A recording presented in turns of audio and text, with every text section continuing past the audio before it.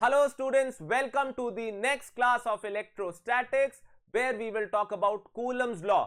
अभी तक हमने क्या क्या बात कर ली? अभी तक हमने बात कर लिया चार्ज क्या है, चार्ज की डेफिनेशन क्या है, चार्ज की यूनिट्स क्या है, चार्ज की प्रॉपर्टीज क्या है, कैसे कोई बॉडी चार्ज एक्वायर करती है by friction, by induction, bye conduction and what not. तो काफी सारी चीजें हमने डिस्कस कर ली। चार्ज से आपकी दोस्ती बढ़ती जा रही है। अब हमें देखना है एक चार्ज और दूसरे चार्ज की दोस्ती आपस में कैसे है, कैसे ये एक दूसरे पे फोर्स लगाते हैं, दोस्त है या दुश्मन है, यानी अट्रैक्ट भी कर सकते हैं या रिपेल भी कर सकते हैं। ये सब जानने को मिलेगा आज की क्लास में। तो हेडिंग डाल लीजिए कूलम्स लॉ। नाम से ही पता चल रहा है किसने दिया, ऑब्वियसली चार्ल्स ऑगस्टिन कूलम। 1785 में इन्होंने इसको पब्लिश किया। क्या बताता है, क्या फॉर्मूला है बिटवीन टू पॉइंट चार्जेस के फोर्स का। तो ऐसा नहीं है कि चार्जेस के बीच का फोर्स लोगों ने पहले डिस्कवर नहीं किया था, that was done way back, but इन्होंने उसको मैथमेटिकल फॉर्म दिया। Right, so put down the heading Coulomb's law. क्या है कूलम्स लॉ, फटाफट लिखिए। According to it the force of attraction और repulsion acting between 2 point stationary charges is directly proportional to the product of the charges and inversely proportional to the square of the distance between them. Also, this force always acts along the line joining the center of the two charges. तो क्या है, बहुत सारी बातें हैं। दो words underline कर रहा हूं, पॉइंट और स्टेशनरी। यानी ये किसके लिए वैलिड है? Point charges. पॉइंट चार्जेस से हमारा क्या मतलब है कि चार्जेस का साइज उनके बीच के सेपरेशन के मुकाबले बहुत छोटा होना चाहिए, तभी उनके बीच का डिस्टेंस आप डिफाइन कर सकते हो, वरना डिफाइन ही नहीं कर पाओगे। अगर चार्जेस पास पास है और उनका साइज भी काफी बड़ा है तो हर पॉइंट के बीच का डिफरेंट डिस्टेंस हो जाएगा, तो फिर ये लॉ इतना इजीली आप अप्लाई नहीं कर पाओगे। तो आपको हमेशा ये मानना होगा कि उनके बीच का गैप इतना ज्यादा है कि चार्जेस का साइज आप उसके मुकाबले इग्नोर कर सकते हो, और कौन से पॉइंट आप कंसिडर कर रहे हो इससे कोई फर्क नहीं पड़ेगा। दूसरा क्या है कि आपको ये पता होना चाहिए कि ये तभी वैलिड है जब चार्जेस स्टेशनरी है। जैसे ही चार्जेस मोशन में आ जाएंगे तो फिर मैग्नेटिक इफेक्ट भी आने लगेगा, ये हमने पिछली क्लासेस में जान लिया है। तो इसलिए चार्जेस को स्टेशनरी होना जरूरी है। राइट, तो ये मान लीजिए Q1 है, ये Q2 है। अगर दोनों लाइक चार्जेस है तो साफ आपको पता है रिपेल करेंगे। अगर एक Q1 है और एक माइनस Q2 है, अनलाइक चार्जेस है, तो ये एक दूसरे को क्या करेंगे? अट्रैक्ट। तो ये लॉ कैसा है आप समझ गए हो कि इन दो चार्जेस के बीच का फोर्स जो है उसका जो मैग्नीट्यूड है वो प्रोपोर्शनल है Q1 Q2 के, और इनवर्सली प्रोपोर्शनल है R स्क्वायर के। तो जैसे ही दोनों को कंबाइन किया तो F आ जाएगा K Q1 Q2 upon R square. तो ये बिल्कुल वैसा ही है जैसा आपने ग्रेविटेशन में भी पढ़ा है, बस वहां K की जगह होता था G और Q की जगह होता था M, बाकी सब कुछ सेम था। पर एक मेजर डिफरेंस जो है, ये जो चार्जेस फोर्स महसूस करते हैं ग्रेविटेशन में, ये मीडियम पे डिपेंड नहीं करता था। यानी वहां पे जो कांस्टेंट होता था G, उसे कहते थे यूनिवर्सल ग्रेविटेशनल कांस्टेंट, उसकी वैल्यू पूरे यूनिवर्स में सेम थी। यहां पे हम कहेंगे चार्जेस जो फोर्स महसूस करते हैं वो होता है मीडियम डिपेंडेंट, यानी K जो होता है वो होता है मीडियम डिपेंडेंट कांस्टेंट, यानी अलग अलग मीडियम में इसकी वैल्यू अलग अलग होगी। तो एक तो इस वजह से थोड़ी कॉम्प्लेक्सिटी आ जाएगी, और दूसरा इस वजह से कि दोनों स्कोप है, रिपल्शन का भी और अट्रैक्शन का भी। तो आप बोलोगे सर फिर वैल्यू क्या लेनी है? अगर हर मीडियम का अलग ही वैल्यू है तो वैल्यू क्या लेनी है? तो एक बात जान लीजिए, K जो होता है वो डिपेंड करता है परमिटिविटी पे, depends on permittivity of medium.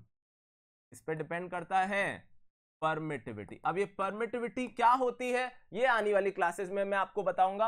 अभी के लिए आप ये जान लीजिए, इसको डिनोट करते हैं इस सिंबल से, इसे कहते हैं एप्सिलॉन। तो ये ऐसे सी स्टाइल में होता है थोड़ा सा, इसे कहते हैं एप्सिलॉन और एप्सिलॉन, जो भी आप प्रोनाउंस करना चाहें, उस पर डिपेंड करता है। कैसे डिपेंड करता है? 1/4 पाई एप्सिलॉन। ओके, कुछ ऐसे। यानी क्या सीखने वाली बात है कि जितना एप्सिलॉन ज्यादा होगा K उतना ही कम होगा, ये जान लीजिए। यानी अलग अलग मीडियम के लिए अलग अलग परमिटिविटी, और अलग अलग परमिटिविटी के हिसाब से अलग अलग वैल्यू ऑफ K, ये चीज आपको पता होनी चाहिए। जैसे जैसे क्या कहना चाह रहे हो? तो अपन एक बात करते हैं, अपन एक ऐसा कंडीशन डिस्कस कर लेते हैं जो सबसे ज्यादा कॉमन है, यानी फ्री स्पेस। जब हम ये मान लेते हैं दो चार्जेस के बीच में कोई भी मीडियम नहीं है, तो फॉर फ्री स्पेस हम परमिटिविटी को पहली बात तो कहते हैं एप्सिलॉन नॉट, नॉट मतलब रेफरेंस वैल्यू, तो हमने उसको वैक्यूम मान लिया, तो फिर k की वैल्यू क्या होगी 1/4 पाई एप्सिलॉन नॉट, और वो वैल्यू होती है 9 इंटू 10⁻⁹, जहां ग्रेविटेशन में वैल्यू थी 10⁻⁻11, यहां पे वैल्यू है 10⁻9, तो बहुत ज्यादा डोमिनेटिंग है, बहुत ज्यादा स्ट्रॉन्ग फोर्स है एज कंपेयर टू ग्रेविटेशन। कभी हम नहीं डिस्कस करेंगे कि दो प्रोटॉन्स जब एक दूसरे के पास रखे तो रिपेल करेंगे, कभी हम नहीं सोचते कि ग्रेविटेशन से तो वो अट्रैक्ट भी कर रहे हैं, पर वो मायने ही नहीं रखता जब ये फोर्स आ जाता है।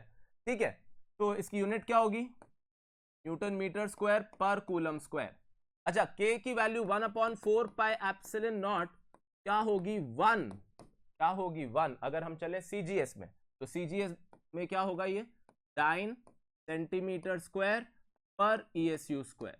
तो आप बोलोगे सर ये तो आपने सिर्फ हमें वैक्यूम के लिए बताया, और दूसरा हमें ये भी प्रॉपर्ली समझ नहीं आया अभी कि परमिटिविटी कैसे चेंज होती है, क्यों चेंज होती है, क्यों मीडियम में अलग अलग फोर्स महसूस होता है, ये सब हम आने वाली क्लासेस में जानेंगे।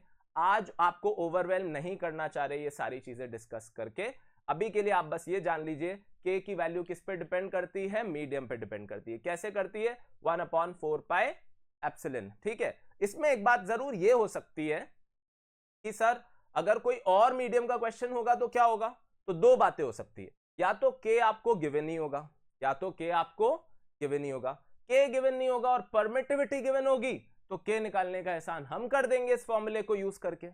तो इसलिए कोई टेंशन नहीं है, कोई और मीडियम का क्वेश्चन आए तो वहां पे आपको हेल्प मिली रहेगी, पर आपको ये वैल्यू जो वैक्यूम के लिए है वो याद रखनी है। क्या है कांस्टेंट की वैल्यू 9 इंटू 10⁹, और इसको यूज करके आप वैक्यूम की परमिटिविटी भी निकाल सकते हैं।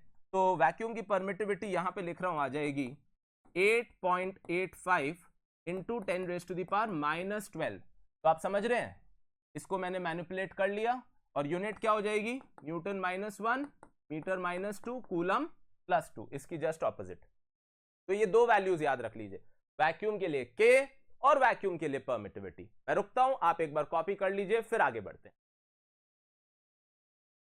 All right, so now you have a decent idea of what Coulomb's law is, but again discussing what if like medium is different. So we will write k is 1/4 pi epsilon. So either they will give you the value of permittivity, or what they will give you is relative permittivity. ये भी एक चीज है जो आपको पता होनी चाहिए।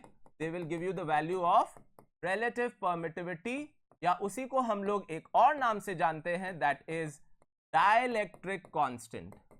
ठीक है, तो ये डाइलेक्ट्रिक कांस्टेंट होता है, ये भी हो सकता है कि आपको गिवन हो। सो व्हाट इज दिस, नाम से ही पता चल रहा है। अगर मैं अभी आपको बोलूं कि आप 12th क्लास में हो, आपकी एज के मुकाबले मेरी एज डबल है, तो आपको एहसास हो गया हाउ ओल्ड आई एम। अगर आपको अपनी एज पता है, जो कि ऑफ कोर्स है, तो आपको पता चल गया मैं भी कितने साल का हूं। सही बात है, वैसा ही कुछ है रिलेटिव परमिटिविटी, मतलब किसी के रिस्पेक्ट में रेशियो बता देना, उससे भी काम हो जाएगा। तो किसको रिस्पेक्ट में ले, किसको रेफरेंस ले, जो हमें पहले से ही पता है, किसकी, फ्री स्पेस की। किसकी परमिटिविटी हमें पता है, फ्री स्पेस, जिसको आप कह सकते हो वैक्यूम। क्या कह सकते हो, वैक्यूम। ओके, तो वैक्यूम के लिए या फ्री स्पेस के लिए अगर आपको पता है, देन रिलेटिव परमिटिविटी और dielectric constant is the ratio of permittivity of medium upon permittivity of free space. By the way, एक आउट ऑफ क्यूरियोसिटी आपको पता होना चाहिए कि सर ये k किसके लिए सबसे बड़ा आएगा, तो जो आपने पढ़ा अभी वैक्यूम के लिए वो ही सबसे बड़ा k है, यानी और कोई भी मीडियम में आप जाओगे तो k कम ही हो जाएगा, फोर्स कम ही हो जाएगा। यानी सबसे अच्छा फोर्स दो चार्जेस वैक्यूम में लगाएंगे, कोई और मीडियम में जाओगे फोर्स डिमिनिश हो जाएगा, डाइल्यूट हो जाएगा। यानी वैक्यूम की परमिटिविटी जो है वो सबसे कम है, तो वैक्यूम के लिए k सबसे ज्यादा है। क्या ऐसा कह सकते हैं, जितनी परमिटिविटी ज्यादा k उतना ही कम, जितनी परमिटिविटी कम k उतना ही ज्यादा। ठीक है, तो बिल्कुल वैसे ही हम कह सकते हैं relative permittivity is permittivity of medium upon permittivity of free space. तो ये हमेशा मिनिमम ही होगा, ये उससे ज्यादा ही होगा, तो ये रिलेटिव परमिटिविटी हमेशा 1 से बड़ा ही होगा। 1 भी सिर्फ तब होगा जब आप वैक्यूम की रिलेटिव परमिटिविटी बोले। तो वैक्यूम की रिलेटिव परमिटिविटी, तो ये भी एप्सिलॉन नॉट हो गया, ये भी एप्सिलॉन नॉट हो गया, तो फिर 1 आ जाएगी ना। तो ये आपको पता होनी चाहिए सारी बातें। ये थोड़ा अजीब है, ये थोड़ा नया है, अभी तक आपने ऐसा कुछ देखा नहीं था, बट अभी इसका आप स्ट्रेस मत लीजिए, बस इतना समझ लीजिए कि k की वैल्यू इस बार थोड़ा सा प्रॉब्लम क्रिएट करेगी. It is not going to be straightforward. How is this charge being affected, or the force being affected by the medium? This is something that we will learn. कि यार ये कैसे हो जा रहा है, दो चार्जेस का इंटरैक्शन क्या बदल जा रहा है, क्या दोनों एक दूसरे पे अलग फोर्स लगा रहे हैं, क्यों लगा रहे हैं? तो ऐसा नहीं है. एग्जैक्टली क्या है, कम से कम रुकना होगा 4-5 क्लास के लिए, फिर बताऊंगा. ठीक है, ये लिख लीजिए, आगे बढ़ते हैं फिर. All right, so the next thing, let's do a question. Okay, so what is the question? The question says 2 point charges repel each other with a force of 243 Newton in vacuum when separated by a certain distance. What will be the force between them when they are submerged in water while maintaining the same distance between them? Dielectric constant of water is 81. Okay, so आप एक बार try भी कर सकते हैं, but let's start. So when we write the force in vacuum, that's going to be 1 over 4 pi epsilon naught q1 q2 over r square, right? q1 q2 over r square. There's no doubt about it. I've substituted the value of k. So force in vacuum is going to be 1 over 4 pi epsilon naught q1 q2 upon r square. Now let's talk about, let's say in general हम लिख देते हैं medium. Then it is going to be 1 over 4 pi epsilon q1 q2 upon r square. So what has changed? Everything is the same. The only thing that has changed is permittivity. In vacuum it was epsilon naught and now it is epsilon. बाकी सब same है, तो दोनों को divide करना तो बनता है, तो दोनों को डिवाइड कर लेते हैं. खटखट सारी टर्म्स कैंसिल हो जाएगी. क्या बच जाएगा? Epsilon upon epsilon naught. क्या ये कुछ होता है? यस, ये होता है रिलेटिव परमिटिविटी या डाइलेक्ट्रिक कांस्टेंट. तो इसको अगले स्टेप में आप क्या लिख सकते हैं? Epsilon are. यानी मीडियम में जो फोर्स बच जाएगा वो कितना बच जाएगा? जितना वैक्यूम में था divided by epsilon r, divided by epsilon r. So force in medium is force in vacuum upon epsilon r. तो क्या हो गया इसका मतलब? क्या ये क्वेश्चन हमने खत्म कर दिया है? ऑफ कोर्स कर दिया है. तो वैक्यूम में फोर्स कितना था दोनों चार्जेस के बीच? आंसर है 243 न्यूटन. कितनी है डाइलेक्ट्रिक कांस्टेंट या रिलेटिव परमिटिविटी की वैल्यू? 81. ये होगा डायमेंशनलेस क्योंकि ये सिमिलर क्वांटिटीज का रेशियो है. एप्सिलन आर के कोई डायमेंशन नहीं होंगे. एप्सिलन या एप्सिलन नॉट की यूनिट थी. तो वाटर में फोर्स क्या होगा? आंसर होगा जितना वैक्यूम में था डिवाइडेड बाय एप्सिलन आर, यानी 243 डिवाइडेड बाय 81, यानी कितना हो गया? सिर्फ और सिर्फ 3 न्यूटन. कितना हो गया? 3 newton. So now are you understanding कि कितना मेजर मेजर मेजर रोल है इस बार मीडियम का. कहां फोर्स 243 न्यूटन था और कहां पानी में जाके वही चार्जेस वही दूरी सिर्फ 3 न्यूटन का फोर्स लगाएगी एक दूसरे पे. ऐसा क्यों हुआ? आओ थोड़ा सा समझने की कोशिश करते हैं. बहुत ज्यादा दिल पे नहीं लेना है, आगे समझ में आएगा, पर ऐसे समझो बात को कि ये Q1 था, ये Q2 था. वैक्यूम में ये दोनों एक दूसरे को 243 न्यूटन दे रहे थे. सब कुछ सही है, ठीक है. 243 न्यूटन दे रहे हैं, 243 न्यूटन, 243 न्यूटन, ये एक दूसरे पे अप्लाई कर रहे हैं. हुआ क्या? अब आपने इनको इमर्स कर दिया वाटर में. वाटर में इमर्स करने से क्या होगा? मान लीजिए प्लस थे दोनों, तो ये इलेक्ट्रॉन्स को अपनी तरफ अट्रैक्ट कर लेंगे. और ऐसे में क्या होगा कि अब किसी एक चार्ज पे अगर आप फोर्स देखो, लेट्स से Q1 पे, तो अपार्ट फ्रॉम Q2 उस पे ये जो चार्जेस आसपास इंड्यूस हुए हैं इससे फोर्स लगने लगा. तो इसके माइनस ने इसको क्या करना शुरू कर दिया? अट्रैक्ट. तो वाटर ने असल में इसको वापस एक फोर्स दे दिया, लेट्स से 240 न्यूटन का. इधर कितना? 243. अब आप अगर ऐसे सोचो कि वाटर के बारे में तो आपने सोचा नहीं, आपने तो सोचा है दो चार्जेस रखे, क्या फोर्स लग रहा है, तो जो नेट फोर्स ये महसूस कर रहा है वो कितना महसूस कर रहा है? 3. तो ये बहुत कंफ्यूजिंग है क्योंकि हम अक्सर सोच लेते हैं कि अच्छा मीडियम में चले गए तो अब तो फोर्स 243 से सीधे 3 हो गया. नहीं, चार्जेस तो अभी भी एक दूसरे पे 243 न्यूटन ही लगा रहे हैं. The force between the charges has not change, but the net force on the charge has changed.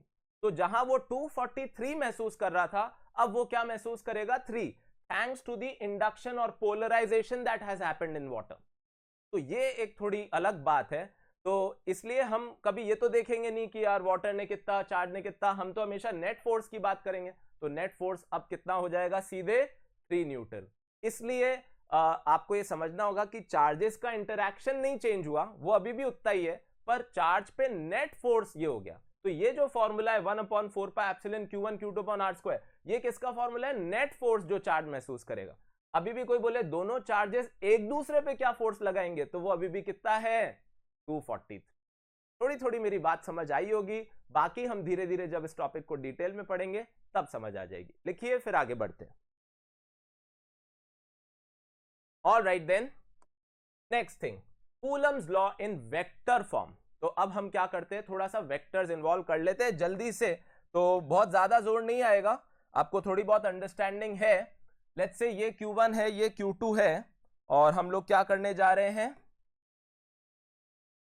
Let's say इस पे फोर्स लिख रहे हैं और इस पे, तो इस पे जो फोर्स होगा let's call it like F12, right. तो हम अब 3D में जा रहे हैं, हम डायरेक्शन को इन्वॉल्व कर रहे हैं। ऐसे Q2 पे जो फोर्स होगा उसको हम क्या लिखेंगे? F21। Q1 कहां पे लोकेटेड है? लेट्स से इसका पोजीशन वेक्टर है R1, और Q2 कहां पे लोकेटेड है? लेट्स से इसका पोजीशन वेक्टर है R2।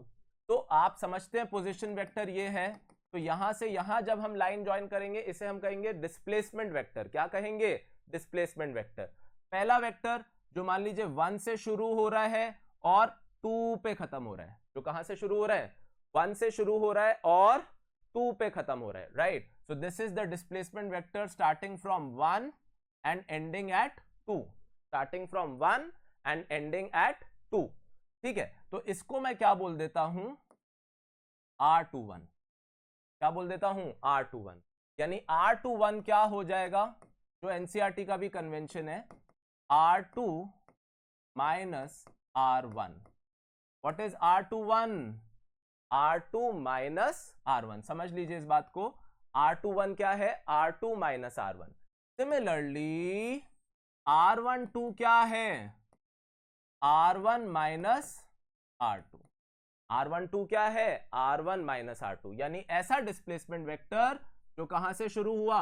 2 से शुरू हुआ और 1 पे खत्म हुआ, इसको हम लोग क्या कहेंगे? R12। ये सिर्फ एक कन्वेंशन है, इसमें ये मत सोचिए कि यार हमने तो कुछ और पढ़ा था। कई टीचर्स R12 को क्या लिखते हैं? R2 माइनस R1, पर हम चल रहे हैं एनसीईआरटी के हिसाब से। तो एनसीईआरटी के हिसाब से R12 क्या है? R1 माइनस R2, और R21 क्या है? R2 minus R1। क्लियर हो गई इतनी बात? तो अब हमें अगर कोई पूछे F12 क्या है, तो इस बार हमें मैग्नीट्यूड ही नहीं, वेक्टर फॉर्म यानी डायरेक्शन भी बताना है। तो एक चीज समझ लीजिए, चाहे R12 हो या चाहे R21 हो, दोनों का मैग्नीट्यूड तो सेम ही होगा, दोनों का मैग्नीट्यूड तो सेम ही होगा, बस डायरेक्शन ही तो उल्टा है। तो क्या ये कहा जा सकता है कि F12 अब फाइनल है, किसके बराबर है? K Q1 Q2 upon R square, जैसा हमने कहा। और F12 का डायरेक्शन किसके अलोंग आ रहा है?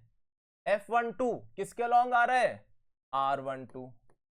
आगे यूनिट वेक्टर किसका लिख दूं? बोलिए, R12। अच्छा, कोई ये भी बोल सकता है यूनिट वेक्टर नहीं लिखना, तो आप लोग जानते हैं R12 को मैं क्या लिख सकता हूं? R12 upon R। Similarly R21 को मैं क्या लिख सकता हूं?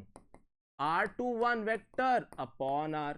तो आप चाहो तो अगले स्टेप में F12 को क्या लिख सकते हो? K Q1 Q2 upon R cube R12 vector. एक ही बात है क्या?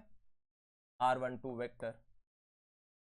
क्यों? मैंने क्या किया? यूनिट वेक्टर को लिख दिया वेक्टर अपॉन मैग्नीट्यूड, तो यहां अपने आप क्यूब आ गया। सिमिलरली F21 क्या होगा? तो K Q1 Q2 upon R square R21 unit vector. या फिर F21 क्या होगा?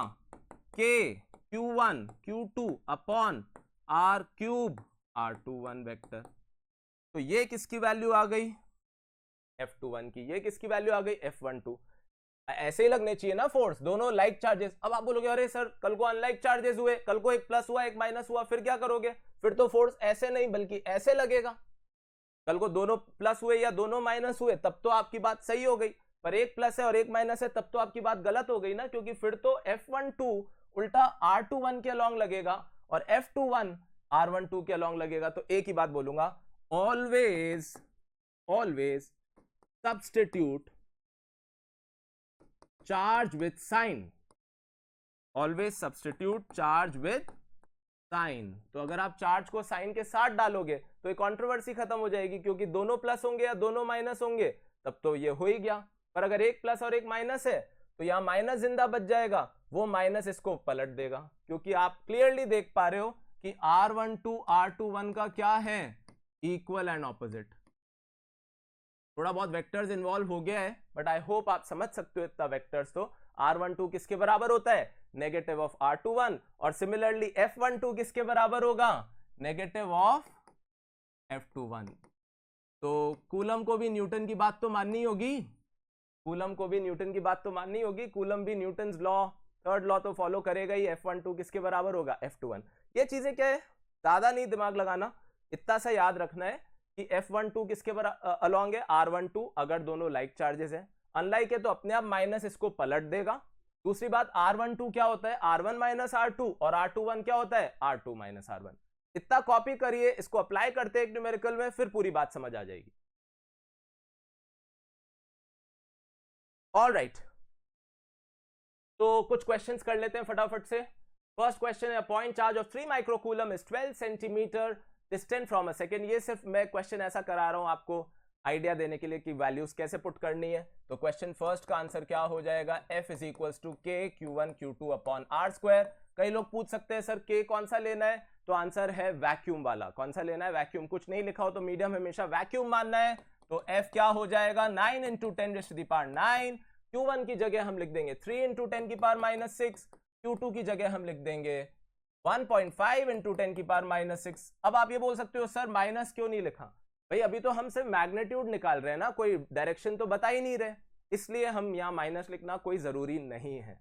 R square is like 12 into 10 to the power minus 2 का होल स्क्वायर। थोड़ी मैथ्स आपको करनी होगी, पर आपने ज्यादातर चीजें ऐसा यूनिट में कन्वर्ट कर ली है। माइक्रो को आपने 10 की पावर माइनस 6 से कूलम में ले आए, सेंटीमीटर को आपने मीटर में कन्वर्ट कर दिया। इस तरीके से वैल्यूज की प्लेसिंग होगी, और अब आप इसको सॉल्व कर सकते हैं easily to get the value of force. आप चाहें तो calculation very quickly we can do it. 9 into 3 into 1.5 divided by 12 into 12, and power of 10 would be 9 plus 4 is like 13, and 13 minus 12 is like 10, so power 1. So this is going to be the final answer. You can cut it by a factor of 3, so this will be 4, and you cut it by a factor of 3, then this will be 4 as well. So this is going to be 3 into 1.5, that is 4.5. So this is going to be 45 over 16 Newton. Now you can solve it approximately 3 Newton, right? Okay, so that is the first question. Second question, 2 equal charges. So I hope you have tried the question yourself first, and then you're going for the solution. Okay, 2 equal charges separated by a distance, something will exert a force of F on each other. Okay, तो ये क्या, मैं आपकी थोड़ी बस practice करा रहा हूं इस फॉर्मूले को अप्लाई करने की। तो दो चार्जेस हैं, इक्वल है, ओके, तो दोनों को Q मान लेते हैं, कुछ दूरी A मान लेते हैं, तो F क्या होगा, तो answer is going to be KQ square over A square. Q1 Q2 दोनों Q है तो Q स्क्वायर हो गया। अब क्या कह रहा है क्वेश्चन, कि एक ने दूसरे को 25% चार्ज ट्रांसफर कर दिया। How much, 25%। तो एक ने गेन कर लिया, एक ने loose. What is 25%, 1/4। So can we say that it's going to be Q by 4? So what are the new charges now? So you would say the new charges would be 3Q by 4 and 5Q by 4. Okay, so what is the new distance? It is still the same. So the new force is going to be K 3Q by 4 into 5Q by 4 upon A square. So the new force is going to be 15 by 16 times of F, that is KQ square by A square. So the new force is 15 by 16. So what is the change in force? So you would say F dash minus F. So that's going to be like 15 by 16F minus F. So the change in force is like F by 16. But आपसे क्या पूछा गया, percentage change. तो percentage change क्या हो गया, delta F by F is equals to 1 by 16, और percentage में करना हो तो into 100 कर दीजिए, और 100 multiply होते ही ये क्या हो जाएगा, तो 100 divide by 4 is like 25, and then 24 divided by 4 further is going to be 6.25%. तो ये कैसा चेंज आने वाला है, नेगेटिव। एक नेगेटिव लगाना तो बनता है, because it is a decrease. तो इवन तो ऐसा लग रहा है अरे यार एक का चार्ज जितना कम हुआ दूसरे का उतना ही बढ़ गया, फिर फोर्स क्यों बदलना चाहिए, फोर्स चार्जेस के सम पे नहीं, उनके प्रोडक्ट पे डिपेंड करता है, और इसलिए ये बदल गया, और नया फोर्स क्या हो गया, 6.25% से कम हो गया। तो आई होप आपको थोड़ा थोड़ा ये समझ में आया कैसे इसको अप्लाई करना है। मैं यहां रुकता हूं, फिर आगे बढ़ते हैं। Alright, next question. So next question है, a charge of 7 microcoulomb is divided in two parts and separated by a distance of 30 centimeter in free space such that they exert a force of 1 Newton on each other. So this time I've given you the force, और मैं जानना चाह रहा हूं charges की value क्या है। तो दो चार्जेस है Q1 और Q2, दोनों का sum it is like 7 microcoulomb. The two charges add up to become 7, and now they are separated by a distance of 30 centimeter in free space to exert a force of 1 Newton. Then find the value of the two charges. All right, so this is the first thing that we have. Second is like Q1 and Q2 when separated by 30 centimeter will exert a force of 1 Newton. So this time I've given you the force and asking for the charges, but since there are two variables, Q1 and Q2, both are variables, we want the value of Q1 and Q2 both, so we will need two equations. All right, so F is equals to K Q1 Q2 over R square. So let's assume that, let's say Q1 is X.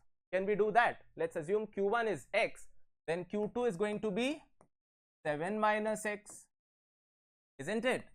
So if Q1 is X, then Q2 is going to be 7 minus X. That is how we can start. Let's assume that one charge is X, the other is going to be 7 minus X. So this will limit down the variables to only 1. Right? So now we have done the task. We have substituted the value in terms of X. Let's put the value. So what is the value of F? I hope you've tried it yourself first and you already have the answer with you. So K is like 9 into 10 raised to the power 9. What is Q1? So Q1 is X into 10 raised to the power minus 6. Don't forget to put 10 raised to the power minus 6 because microcoulomb has to be converted into coulomb, right? What is Q2? It is going to be 7 minus X into 10 raised to the power minus 6. And what about R? It is going to be 30 into 10 raised to the power minus 2 whole square. Alright, so once we have done this, we only have one variable now, X. Let's solve for X now. So it's going to be, so this is like 10 raised to the power minus 4, again 10 raised to the power 13, and this is 10 raised to the power minus 12. So what are we left with? 9 into X into 7 minus X into 10, all right, over, and this is going to be 30 times 30, right? So this will cancel out, and this will cancel out 10 times. So this 3 and this 3 will cancel out. So we are left with X into 7 minus X is equals to 10. So this is a quadratic equation. You will get the value of X as 2 or 5. So it's the same thing. If you assume that this one is 2, then this is going to be 5. If this one is 5, then this is going to be 2. So what is the division that is happening here? 2 and 5. Alright. So I hope you are able to understand क्या हुआ यहाँ पे, कैसे हमने दोनों charges की value निकाली. I hope आपको समझ में आ गया होगा. तो थोड़ा सा ट्विस्ट था इस बार कहानी में. इस बार आपको F पूछा नहीं बल्कि F बता दिया और आपसे पूछ लिया दोनों चार्जेस की वैल्यू. उसके लिए आपको चाहिए थी दो इक्वेशंस और दो इक्वेशंस को यूज करके आपने दोनों की वैल्यू बता दी. आई होप आपका भी आंसर आ गया. फिर भी मैं वेट करता हूं, आपको कॉपी करना है तो फिर हम आगे बढ़ते हैं. Alright, so the final answer was 2 microcoulomb and 5 microcoulomb. Okay, so let's do this question now. A point charge of 3 microcoulomb. So now I am involving vector form. अब हम vector form को भी include कर लेते हैं. Is placed at 2, 1, 3 and a second point charge of 6 microcoulomb is placed at 3, minus 1, 5. Calculate the force on each charge. Alright, so इसको हम 1 बोल देते हैं और इसको हम 2 बोल देते हैं. Okay, so let's first calculate force on 1 due to 2. क्या था formula? K Q1 Q2 over R cube, right? K Q1 Q2 over R cube R12, isn't it? अभी अभी सिखाया था कैसे अप्लाई करना है, अब समझ में आ जाएगा. So what is R1? Let's do this. R1 position vector है 2i cap plus 1j cap plus 3k cap और R2 पोजिशन वेक्टर है 3i cap minus 1j cap plus 5k cap. Yes, so we have R1, we have R2. What was R12? It was R1 minus R2, isn't it? R12 क्या था? R1 minus R2. तो R1 में से R2 को subtract कर दीजिए, क्या बचेगा? -1 I cap plus 2 J cap and -2 K cap. और कोई बोले R12 का मैग्नीट्यूड बता दीजिए, तो सब लोग को आता है मैग्नीट्यूड बताने के लिए क्या करना होगा? -1 का स्क्वायर, 2 का स्क्वायर, -2 का स्क्वायर, तो ये आ जाएगा 3, because 4 + 4 + 1 that is 9, 9 under root is going to be 3. तो मेरे हिसाब से हमने सारी तैयारी कर ली है, अब सीधे बस वैल्यूज डालनी है. तो F12 क्या आ जाएगा? K हो जाएगा आपका 9 × 10⁹, Q1 हो जाएगा आपका 3 × 10⁻⁻6, Q2 हो जाएगा 6 × 10⁻⁻6 और R12 आपका हो जाएगा -1 I cap plus 2 J cap -2 K cap, right. और divided by R cube and that is going to be 3 cube. तो ये 9 और ये 3 और ये 3 क्यूब क्या हो जाता है? कैंसिल. और ये क्या बचेगा?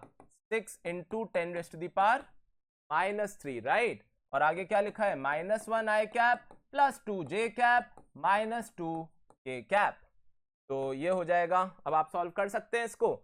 -6 I cap plus 12 J cap -12 K cap divided by 1000 Newton is the final answer. And if you ask F21, then जो माइनस है उसको प्लस बना दीजिए और जो प्लस है उसको माइनस बना दीजिए. One more thing, so what will happen if एक चार्ज +3 होता और एक -6 होता? तो यहां पे आपको चार्जेस को हमेशा साइन के साथ डालना है, अपने आप ये डायरेक्शन पलट जाएगा, क्योंकि अगर प्लस प्लस ऐसे फोर्स एक्सपीरियंस करेंगे तो प्लस माइनस ऐसे करेंगे, राइट. तो आई होप आपको समझ में आ गया. ज्यादा हमें विजुअलाइज करने की जरूरत नहीं है, वो हम पहले ही कर चुके हैं. तो अब जो हमें दिमाग में रखना है वो क्या है कि आपको कैसे वैल्यूज निकालनी है F12 की और F21 की. तो F12 क्या होता है? K Q1 Q2 upon R cube, R12 vector. Vector लिखना चाह रहे हैं, यूनिट वेक्टर नहीं लिखना चाह रहे, इसलिए नीचे R क्यूब लिखा है. इसका मतलब ये नहीं है कि डिपेंडेंस R क्यूब पे है. ठीक है, मैं वेट करता हूं, फिर 2 क्वेश्चन और लेते हैं, फिर आज के लिए इतना ही रखेंगे. All right, the next thing. So the next thing is two identically charged spheres A and B separated by some distance repel each other with a force F. Okay, तो A है, B है और एक third sphere है C. कितना कितना charge है? Q, Q और 0. यही क्वेश्चन है. ओके, फिर क्या कह रहा है? A third uncharged sphere is first touched with A. तो C को पहले A से टच किया. समझिएगा बात को. C को किससे टच किया? A से. Charging by conduction, half half divide हो जाएगा क्योंकि आइडेंटिकल है. तो नेक्स्ट स्टेप, चलो मैं कलर चेंज कर लेता हूं. नेक्स्ट स्टेप में A B C की स्थिति ऐसी हो जाएगी. A हो जाएगा Q/2, B अभी भी Q है और C क्या हो जाएगा फिर से? Q/2. तो ये नया A है, ये नया B है और ये नया C है. अच्छा, फिर क्या हुआ? फिर B और C को टच किया. फिर किसको टच किया? B और C को. तो अब A, B और C पे क्या चार्जेस होंगे? तो B और C पे मिला के चार्ज कितना है? 3Q/2. तो 3Q/2 को हाफ हाफ कर देंगे, आधा आधा डिवाइड होता है. तो Q 3Q/4, 3Q/4. भाई दोनों को ऐड करेंगे तो 3Q/2 आएगा, उसको हाफ हाफ कर दिया. यानी अब नया A ये है, नया B ये है, नया C ये है. पहले A और B मान लो A डिस्टेंस पे थे, अभी भी A डिस्टेंस पे है. तो अब कह रहा है नया फोर्स क्या होगा. आई होप आपने क्वेश्चन पढ़ लिया. तो पहले क्या था? K Q²/A². नया फोर्स क्या होगा? Let's say F' K. तो नया चार्ज क्या है A का? तो A का नया चार्ज है Q/2. A का नया चार्ज है Q/2. B का नया चार्ज क्या है? 3Q/4 upon A². तो एक्स्ट्रा फैक्टर क्या आ गया हमारे पास? एक्स्ट्रा फैक्टर आ गया 3/8 का. देख रहे हैं आप? KQ²/A². तो नया फोर्स क्या हो गया? नया फोर्स हो गया 3/8 टाइम्स हो गया. नया फोर्स क्या हो गया? 3/8 टाइम्स हो गया. तो आई होप आपको समझ में आया कि इसमें थोड़ा मैंने कंडक्शन भी मिक्स कर दिया. कूलम्स लॉ तो है ही, कूलम्स लॉ को तो हम धीरे धीरे समझ ही लेंगे. कंडक्शन आपको याद आ रहा है, अभी मैंने इजी रखी स्टोरी, दोनों को आइडेंटिकल रखा. तो जैसे ही टच किया, जितना चार्ज है हाफ हाफ बांट दिया. पहले A और C को टच किया तो हाफ हाफ बांट लिया, तो 0 था, Q था. अब B और C को टच किया तो टोटल 3q/2 था, तो हाफ हाफ बांट लिया। पहले क्या फोर्स था ए और बी का, और बाद में क्या है, ये हमारा क्वेश्चन था। ये एक बहुत पॉपुलर क्वेश्चन है। Plot force versus 1/r² graph for the following pair of charges, तो 2 and 1। ओके, तो ये वाला अब आप ट्राई कर रहे हैं, तो इसमें हमें क्या करना है, हमें बनाना है पहले 2 और 1 के लिए graph for f versus 1/r²। तो क्योंकि f होता है k q1 q2 into 1/r², तो ये एक तरीके से हमारा हो गया y कोऑर्डिनेट, और k q1 q2 हमारी स्लोप हो गई, और 1/r², it is not r, x axis पे क्या है 1/r²। तो ये सीधे सीधे दोनों की डिग्री 1 है, तो कैसा ग्राफ बनेगा, स्ट्रेट लाइन। कैसा ग्राफ बनेगा, स्ट्रेट लाइन। और स्ट्रेट लाइन बनेगा, और स्लोप किसके प्रोपोर्शनल होगी, slope is proportional to q1 q2, जो कि पहले केस में क्या है, प्रोडक्ट ऑफ 2 and 1 2, और सेकेंड केस में क्या है, प्रोडक्ट ऑफ 3 and 1, तो वो होगा 3। तो कैसे डिफरेंस आ जाएगा, आइए समझते हैं। तो मान लीजिए पहला वाला ग्राफ मैं ग्रीन कलर से ही बना रहा हूं, ठीक है। तो कैसा दिखना चाहिए, कैसा दिखना चाहिए, कुछ ऐसा, ठीक है, straight line passing through origin. पर दूसरा वाला ग्राफ मान लीजिए मैं पिंक कलर से बना रहा हूं, तो कैसा ग्राफ बनेगा, कुछ ऐसा। क्या डिफरेंस है दोनों में, क्या डिफरेंस है दोनों में, तो इसकी स्लोप अगर अल्फा है, इसकी स्लोप बीटा है पहली बात तो, और बीटा क्लियरली अल्फा से ज्यादा दिख रहा है। दूसरा डिफरेंस क्या है जो आपको देखने को मिल रहा है, वो ये है कि ये मैंने अगर फर्स्ट क्वाड्रेंट में बनाया जस्ट फील देने के लिए कि प्रोडक्ट पॉजिटिव था, दोनों लाइक थे, तो यहां वो प्रोडक्ट नेगेटिव हो गया, तो उसको मैंने यहां दिखाया, तो इसको मैंने यहां दिखाया।